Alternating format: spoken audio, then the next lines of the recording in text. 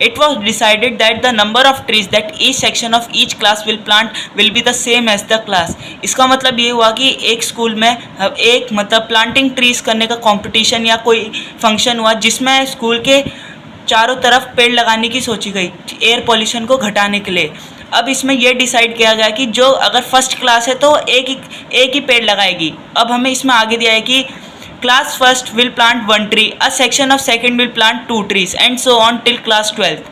There are 3 sections of each class. How many trees will be planted by the student? इसमें दिया है कि class first का एक सेक्शन जो है एक ट्री लगाएगा और क्लास सेकंड का एक सेक्शन 2 ट्रीज लगाएगा क्लास 12th तक। There are 3 sections of each class, मतलब हर एक क्लास के 3 सेक्शंस हैं। मतलब क्लास फर्स्ट में जो टोटल ट्रीज लगेंगे वो होंगे 3, क्लास सेकंड में जो टोटल ट्रीज लगेंगे वो होंगे 6। अब हमें इसमें पूछा गया है कि how many trees will be planted by the student, मतलब इसमें पूछा गया है कि क्लास फर्स्ट से क्लास 12 तक टोटल कितने प्लांट्स लगाए जाएंगे। तो अब हम इसमें देखते हैं कि हम इसमें करेंगे क्या। तो अब हम इसमें सबसे पहले देखेंगे कि हमें दिया है कि सेक्शन ऑफ ऑल क्लासेस, मतलब हर एक क्लास के कितने सेक्शन है, तो हमें 3 दे रखे हैं, ये गिवन है। अब in class first number of plants is equals to 3 × 1। अब एक क्लास में जो टोटल नंबर ऑफ प्लांट्स जो होंगे वो होंगे 3 plants. In class second number of plants जो होंगे 3 × 2 मतलब 6 प्लांट्स, और फिर सो ऑन मतलब 12वीं तक। तो हमारी जो AP हो जाएगी वो हो जाएगी 3, 6, 9, 12, 15 और सो ऑन। अब हम देखेंगे कि इसमें हमें A1 जो है 3 दिया है जिसे हम A मानते हैं। A1 इसमें हमारी फर्स्ट टर्म है जिसे हम A मानते हैं किसी क्वेश्चन में। अब हम देखेंगे इसमें हमें कॉमन डिफरेंस कितना दिया है। कॉमन डिफरेंस का फॉर्मूला होता है A2 - A1। तो अब जब हम इसमें A2 इसमें हमें 6 दिया और A1 हमारा 3 है, तो जब हम इसे माइनस करेंगे तो हमें D3 मिल जाएगा। और हमें नंबर ऑफ क्लासेस मतलब N जो है 12 दिया है, मतलब पूरे स्कूल में 12 क्लासेस है। अब हम जब इसमें सम ऑफ नंबर्स का फॉर्मूला लगाएंगे तो फॉर्मूला होता है n/2 × 2a + n - 1 × d। अब हम इसे सॉल्व करेंगे तो n की वैल्यू हमें 12 दे रखी है, तो 12/2 × Good morning sir and good morning everybody. My name is Nitin Tiwari. I am from class 10th. Today I am going to tell the question number 18 from exercise 5.3. So now let us have a look on this question. A spiral is made up of successive semicircles with centers alternately A and B, starting with center A of radius 0.5 cm, 1.0 cm, 1.5 cm and 2.0 cm and so on, as shown in figure 5.3. What is the total length of such a spiral made up of 13 consecutive semicircles? And it is given a hint that take pi it is equals to 22/7. तो इस question में हमें ये बताया गया है कि एक स्पाइरल है, उसके जो साइड में जो घूमे हुए स्प्रिंग्स टाइप होते हैं उसके जो है सेंटर्स जो है अल्टरनेटिवली है, मतलब एक एक करके जो है वो A है, B है, C है और बहुत एंड सो ऑन। अब इसमें दिया है कि जो A पॉइंट है उसका जो रेडियस है उस सेमी सर्कल का वो 0.5 सेंटीमीटर है, और जो B है उस पर 1.0 सेंटीमीटर और C 1.5 centimetre and so on. अभी हमें पीछे एक फिगर दिया है। अब what is the total length of such a spiral made up of 13 consecutive सेमिसर्कल्स।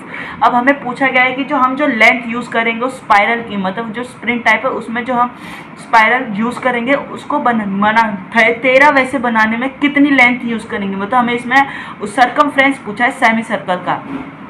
तो अब हम देखते हैं कि हम इसे सॉल्व कैसे करेंगे। So now in this solution circumference of semi circle, मतलब जो हमारा सर्कमफ्रेंस होता है सेमी सर्कल का वो होता है πr। ऐसा इसलिए होता है क्योंकि जो सर्कमफ्रेंस होता है एक फुल सर्कल का, मतलब एक सर्कल का होता है 2πr। अब सेमी सर्कल जो होता है एक सर्कल का हाफ होता है, तो 2πr/2 जब हम करते हैं तो हमारा जो सेमी सर्कल का सर्कमफ्रेंस है वो πr आता है।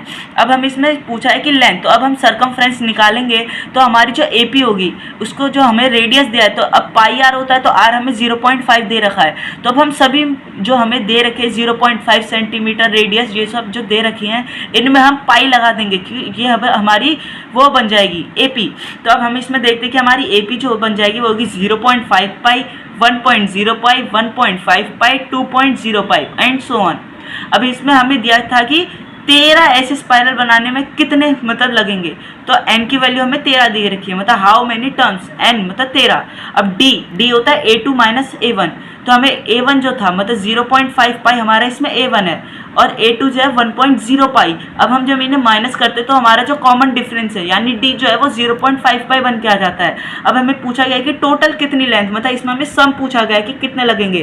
तो अब हम इसे अपने फॉर्मूले में पुट करते हैं सम ऑफ टर्म्स में। तो हमारा फॉर्मूला जो होता है वो होता है नंबर ऑफ टर्म्स अपॉन में 2 into bracket 2 into first term plus bracket number of terms minus 1 bracket close and into common difference bracket close.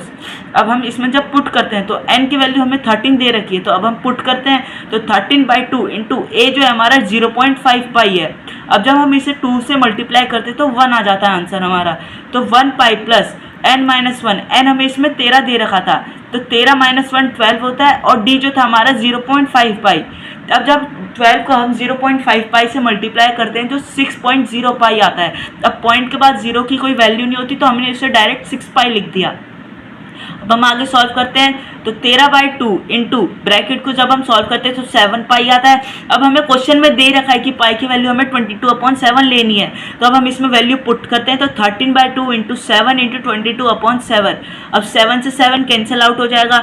2 की टेबल में 22 11 बार में आता है तो ये भी कट जाएगा। तो अब हमारा जो आंसर आएगा वो होगा 13 इंटू 11 जो होता है 143। तो हमें जो टोटल लेंथ जो लगेगी वो होगी 143। तो ये हमारा आंसर है। Thank you.